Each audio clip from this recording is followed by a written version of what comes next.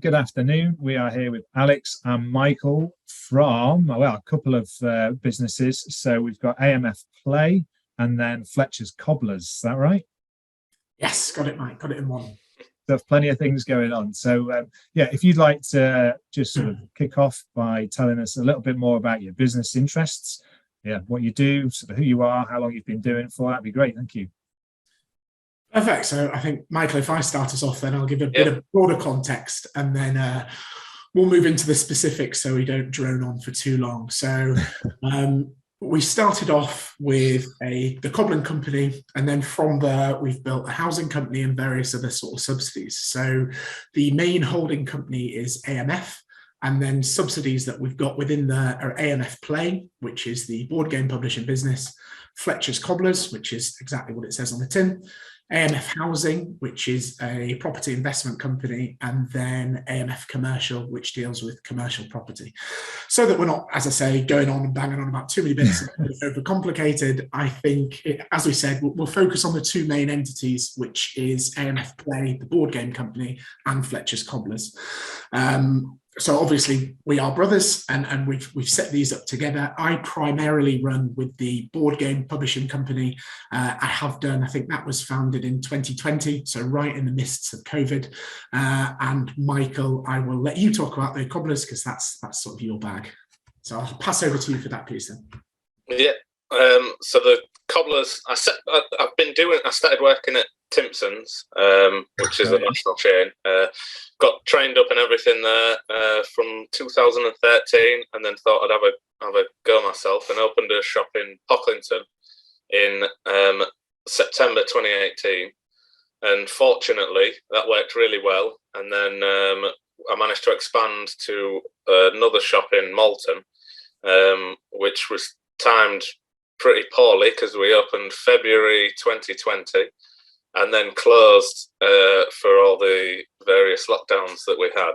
But that was when we got to make the board game, was when I was at home doing nothing. Alex was away doing nothing. And so we managed to come up with that idea. Fantastic. So sorry, go on. So I was just going to say, just to give a little bit more on, so obviously Michael's background was cobbling. I was an army officer for quite some time, and the idea of the board game came to me just prior to lockdown. I think I was on a sun lounger in the Middle East somewhere, awaiting to be brought back by the RAF. And obviously, when you're over there, when you're on tour and various things, well, not a lot of drinking, no drinking happens at all. So tend to various board games and other bits when you can. So there was a lot of ideas bouncing around in our head. And I think Michael and I finessed this one that called Spout, which is our sort of main outlet for the game now. Yeah. And managed to, play testing it over COVID was definitely difficult, but we managed to get it sort of out the door. I think it was the middle of last year. So that's a bit more background on that, but yeah, there we go. So across the, obviously you've touched on in terms of the Cobblers and that having to shut down during the pandemic. How has it affected the board game, if anything? Obviously it was something that was created within pandemic. So has that been a positive aspect of it for you? Yeah, so I suppose positives and negatives. So because the board game was being created over that time, and one of the most critical things for us was being able to play test it. Because it's an adult party game. There's a family version as well, but the main one that we initially set up was an adult party game, akin to sort of Cards Against Humanity, Articulate, Boulder Dash, sort of all mangled in together, and then obviously a bit better because it's our spin, it's the Yorkshire spin on things. So in terms of playtesting, because we were limited of how many people could get together, it was actually really difficult to test it. I think more than about three or so people. But then the other side of that was when we entered, I think, the second and third lockdown, and we'd actually managed to sort of get it out and get it going, then people were at home trapped, for lack of a better term. And so they board game sales and things went up and increased. And it was good to have the two companies and how they're structurally set up so that one could support the other one whilst the difficulties also happened. Cool. And have you taken, I suppose, two separate questions, but any actions because of the pandemic that have stuck through your businesses. So maybe answering one with the Cobblers, what did you have to adapt to, and if any adaptations kind of changed and been, I suppose, an improvement that will stick, and same for the board game. I think there wasn't much I could really do. The only thing that we did do is we had people messaging on Facebook, and I'd got the telephone line linked to mine, so I could still do some work. But in general, shoe repairs, no one was leaving the house. So, they're not wearing the shoes out. Yeah. But yeah, well, really, what we're planning on doing anyway in the future is making a website and things, and having it like delivery service and things like that with shoe repairs. Obviously, we're mainly focused on spouting that, but that's to come, hopefully, for us. So we have learned that that's the way things seem to be going. More and more people are sorting their sort of jobs out and things like that online. So if we can sort of corner the market with a nice website for shoe repairs, then hopefully that might take off. Excellent. So in terms of where you are now, what does the future look like for the business or businesses, and what do you see as the main challenges going forward? I suppose. Sorry. Okay, so I suppose on the board game front, well, what we're hoping to do is I went to the UK Board Game Expo, so very new to all of this sort of thing, and managed to drum up quite a lot of interest with it. Now the main way, so my naivety to the industry on that side was, I'll sell some games, and it went really well. So it was one of the best-selling games on Amazon. The Christmas that's just gone. So more or less sold, I think we were selling 150 a day online, which is really good. Mm-hmm. And I thought surely with those stats, I could walk into one of the sort of major outletters and go, look, this game is selling, there's definitely interest. Yeah. But those steps that I was learning was that it's not as easy as that. It's not as simple as that. And actually, they don't want to engage in business with you if you've only got one or two product lines. So the way to go is a distributor. So this UK Boards Game Expo was really, really a steep learning curve for me. But as I say, drummed up some interest, and we've got our first order in with a distributor. So provided that those first test piece of about 1,000 do sell through the distributor, then they'll look to order a significant sort of more bulk order, and then it will go out to the majors for 2023. So, large scale grocers, John Lewis, all of that sort of thing. And I suppose to sort of capitalize on the success of the adult game, what we did do as well, didn't necessarily rest on our laurels there. What we have done is we've made a family version because of the clear interest that we were getting on the adult game. People messaging saying, look, this isn't really appropriate to play with my gran or my little brother or sister or whatever. Have you got anything else that's better? And we didn't then, but obviously now we do. So hopefully they'll work hand in hand. And then through that, when we get more recognition out in these stores, and like Michael just sort of alluded to there, people are buying things online and that more and more. So they may see it in these stores, but hopefully they'll buy it through our website or through Amazon so that we get a better profit margin on it there. Yeah. And then we'll maybe look at expansion packs for both of them. And then the next sort of dream in that. So I suppose 2023 would be majors, and then 2024 look to expand into a different country. So I've got my eye on either the US, Australia, or New Zealand. But again, so just to close that off and to sort of jump back to the question that you did before, what we learned about COVID.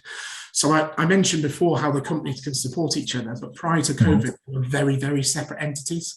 So if anything, it taught us the stability and diversity, where one isn't doing well, the other one can be. So that's when it really pushed us to set up that holding company, which means that it just provides stability across the board more so.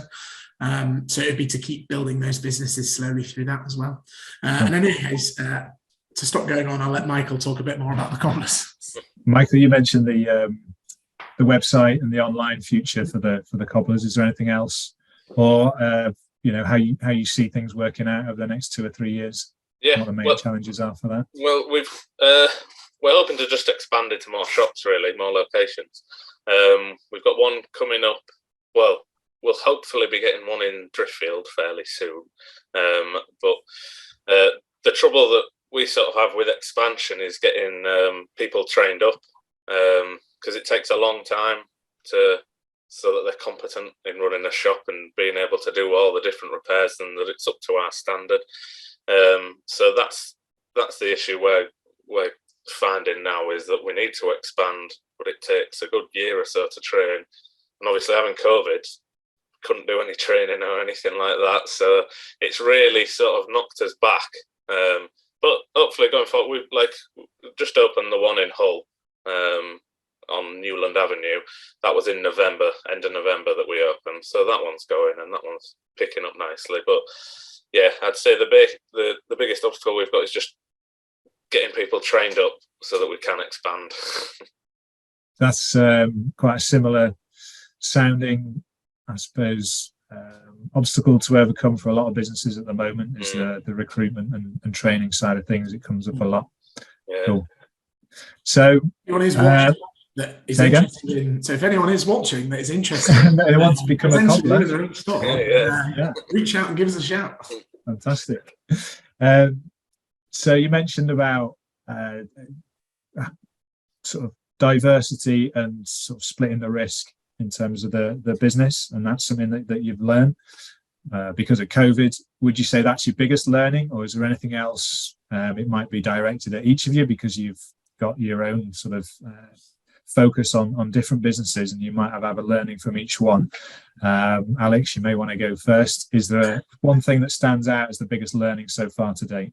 So I suppose in broader context, I suppose what COVID did teach was incredibly busy with everything that we were doing, and it's all. I'm always so driven. Like I would always be on a laptop, be on something, doing some form of work. Before I go to sleep, the last thing I do is check my emails. First thing I do when I wake up is check my emails. Drives home missus a little bit crazy, but it's. I suppose what COVID taught was, having that time to enjoy the moment and do things that find joy for you and just slow down a bit.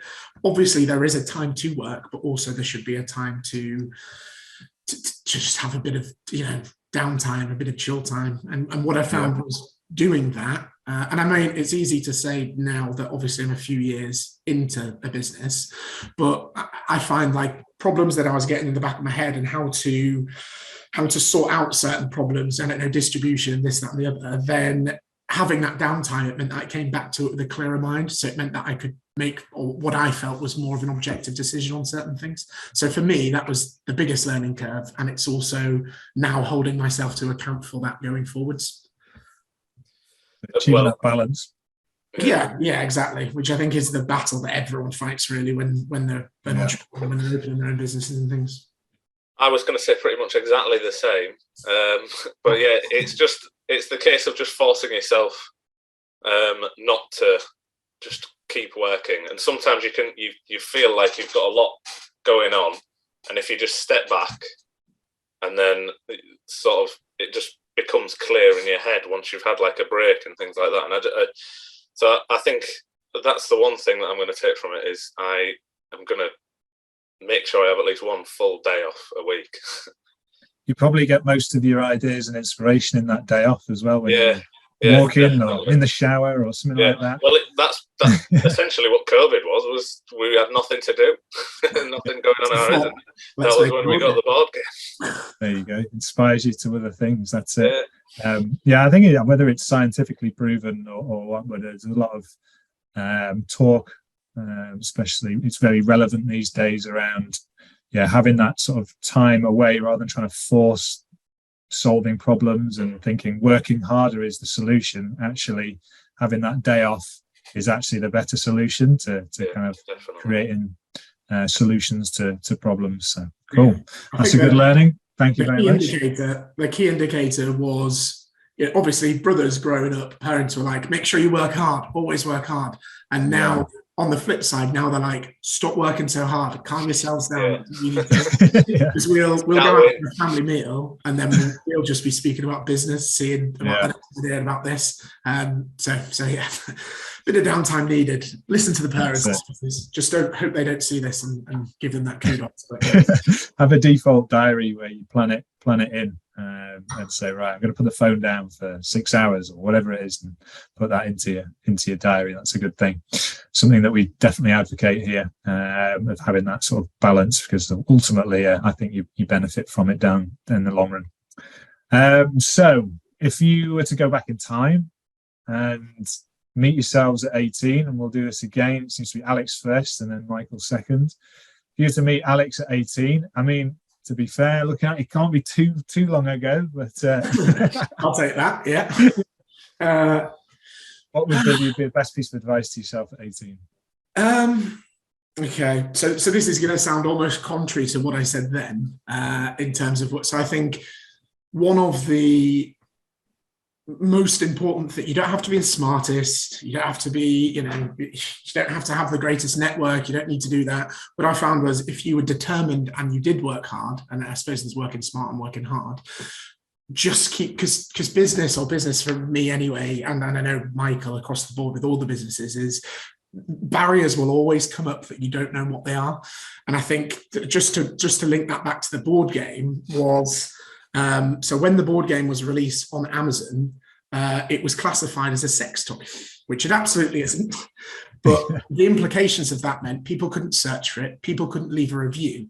And I was appealing through the Amazon process to do this. And they're such a large company that a brand new product, they don't necessarily care if they've got something slightly wrong or whatever. So it took me I think it took about 3 or 4 months for me to do. And I was literally at the point where I was like, I've designed this, done this, and now I don't really have a route to market. So looking for various other bits.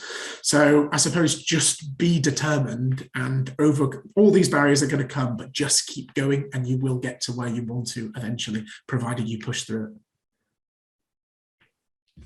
Mine would be mainly just stick around positive people, and sort of people that drive you on. Because I've had it before where you get people like very risk averse, doubting people and things like that. And even though you back yourself and you've got faith in yourself, it's the doubt in your mind, and it can stop you doing things. So stay around positive people, and make sure you hire the right people as well, because they're essential in representing you. But I'd still do cobbling. I'd say start it earlier. Yeah, get in as early as you can. Yeah. Thank you very much. So in terms of inspiration and anything that inspires you currently, so it could be people you work with, or your family, or friends, or there might be some famous person that you take inspiration from, anything like that. If we go Michael first and then back to Alex. Michael, I imagine you're going to say me now, yeah? I was actually. What's currently inspiring you? I wasn't going to say you. Well, you can say someone else. Well, the thing, I think it's with us being close brothers, and you sort of spare each other on and things like that. And when he does well, there's the competitive nature of me that's like, right, I've got to beat that kind of thing. And yeah, I'd say that really. And he does do very well, because, like I say, with the board game, we came up with the concept and everything like that, and we both made it, and that was essentially the easy part.